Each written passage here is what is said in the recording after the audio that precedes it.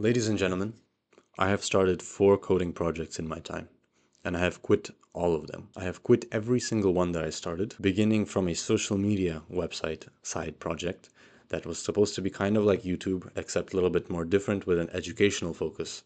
And I went from that to creating an AI project, to creating another project, and I've quit all of them.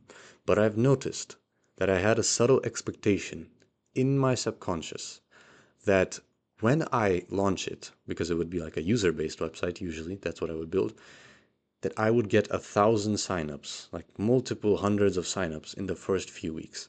And people would kind of recognize my genius for building this platform. If you're familiar with that feeling. And so this is a message to you, sent by YouTube, sent by the YouTube algorithm, to show you that if you are actually developing something, then most likely, if you're kind of self-taught, like you've learned coding through YouTube tutorials and things like that, most likely you will abandon this project. You will quit it and you will move on to the next idea. And then you will try to do that. You will think that's the actual idea that you'll nail down. And then you'll quit and then move on to another project. And I'm also telling you, and YouTube is sending you this message, is that that's an absolutely natural thing that happens if you have been learning coding off of like the internet, right? Because you kind of have these gaps in knowledge.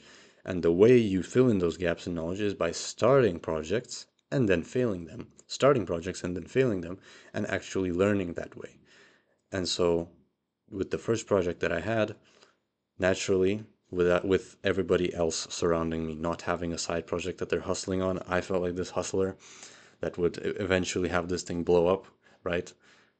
I had this massive ego. I did it, and it didn't come to reality. I quit that project. And so this is a sign. Just quiet down your ego and probably understand that the next project that you make is also going to be a learning experience. The current project that you're building is a learning experience, and the next one will be too. That you're building a skill set. That's what's actually the most important thing here, is to build a skill set.